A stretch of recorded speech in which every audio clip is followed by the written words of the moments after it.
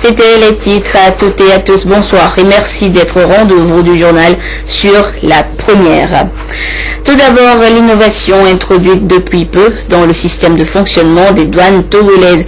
Il s'agit du nouveau code de 300 pages qui a pour mission de révolutionner les activités des douaniers dans notre pays. Une révolution en 3 axes. Prudence, Zinsou. D'importantes innovations introduites dans le nouveau code des douanes du Togo pour la facilitation et la simplification des procédures douanières.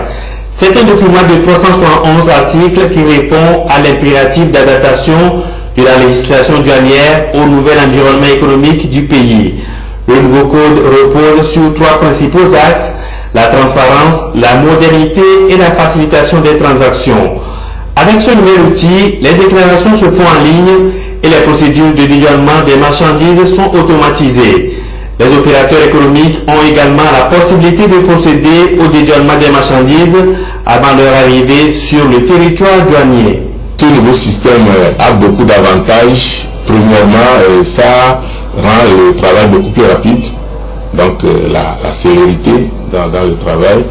Et de deux, ça facilite beaucoup le trafic au niveau de coordinateurs corporate, parce que ça fait gagner beaucoup de temps aux transitaires. Vous savez que le temps c'est de l'argent. Donc avec l'informatisation, le travail devient beaucoup plus rapide et ça dématérialise un peu le travail. Il y a moins de contacts entre le douanier et le transiteur. Au-delà de cette belle mesure qui concourt à l'amélioration du climat des affaires, le nouveau code des douanes a également pris en compte le règlement des infractions liées à la contrefaçon et au piratage. Et des contrôles sont instaurés à plusieurs niveaux pour limiter au maximum les contraventions.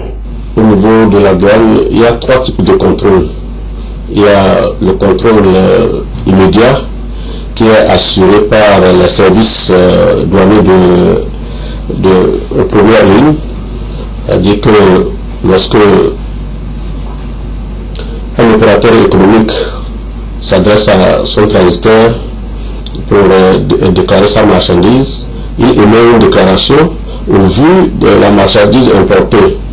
Et un contrôle est fait par les agents de douane suite au dépôt de la déclaration. Et au vu de la déclaration, le contrôle peut concerner la quantité, la valeur de la marchandise, l'espèce de la marchandise pour voir s'il a bien déclaré. Aujourd'hui, il y a le contrôle différé qui s'effectue après le contrôle immédiat. Le contrôle différé relève les infractions qu'on n'aurait pas pu voir au niveau du contrôle immédiat. Et ce contrôle a un certain délai pour faire son contrôle. Et généralement, c'est à partir de 8 jours à 1 mois. Ils ont ce temps pour reprendre le travail fait en première ligne, pour voir si quelque chose n'a pas échappé aux agents de première ligne. Si une infraction n'a pas échappé donc aux agents de première ligne.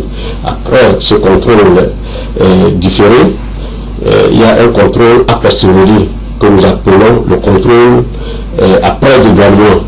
Avec les innovations qu'apporte l'OTR, les contrôles se font à travers plusieurs circuits.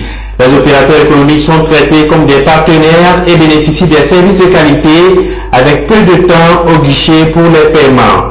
Les principales valeurs de l'OTR exigent un suivi en temps réel des activités dans chaque session, depuis le bureau bien sûr, en mettant en exergue la transparence et la tolérance zéro en matière de corruption. Les douanes jouent leur partition dans l'essor de l'économie togolaise, mais les acteurs du secteur informel aussi y apportent leur contribution. Une contribution non négligeable que le gouvernement togolais multiplie les initiatives pour son expansion.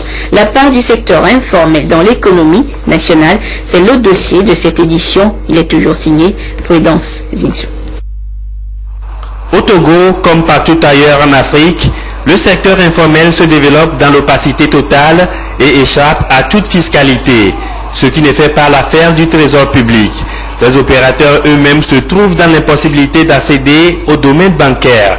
Mais ce secteur est essentiel à la machine économique et est créateur d'emplois. Avec la mise en place de la délégation à l'organisation du secteur informel d'Aussi, d'importantes mesures ont été annoncées pour réorganiser ce secteur et sortir les différents acteurs de la précarité. Certains projets ont déjà vu le jour, notamment le premier produit de la DOSI, la MUCTAM, mutuelle des conducteurs de taxi-moto. 5000 bénéficiaires jouissent déjà des retombées de cette mutuelle. C'est une initiative qui vise la réduction de la précarité qui mine ce corps de métier, faisant ainsi du conducteur de taxi-moto le patron d'une micro-entreprise. Il bénéficie aussi d'une couverture sociale allant de la garantie individuelle en cas d'accident à une assurance maladie, en plus d'une retraite complémentaire. Au-delà de cette disposition, des projets de formation sont exécutés au profit des micro-entrepreneurs pour les aider à mieux gérer leurs actions.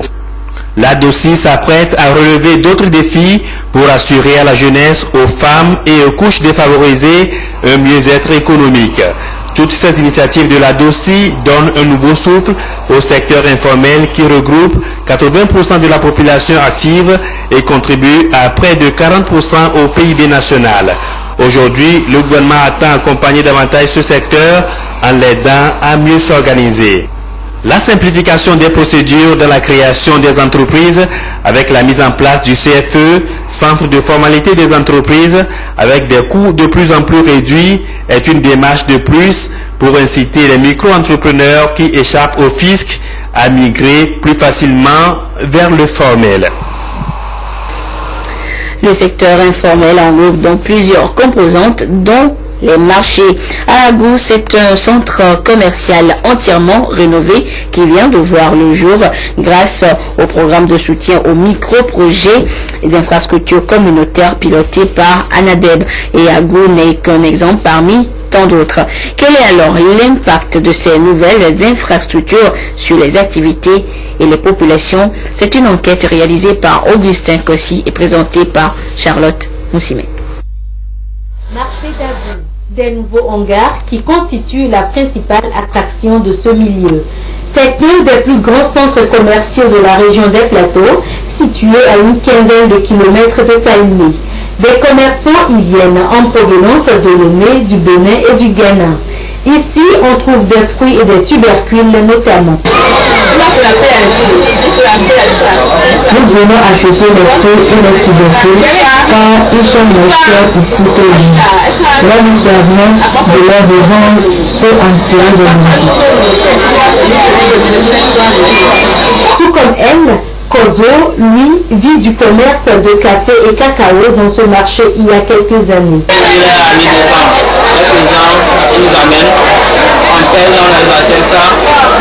Notre dépôt se trouve à Palmé. On transporte dans la voiture, on s'en va à Palmé. Après Palmé, on va sécher ça. Après le séchage, on met ça dans le sac. Après ça, on transporte à Lomé. Après il y a des exportateurs là-bas. On les vend. C'est notre boulot. Le projet de la réhabilitation a permis la construction de 12 hangars. Des infrastructures qui ont redoré l'image du marché et amélioré le vécu quotidien des populations.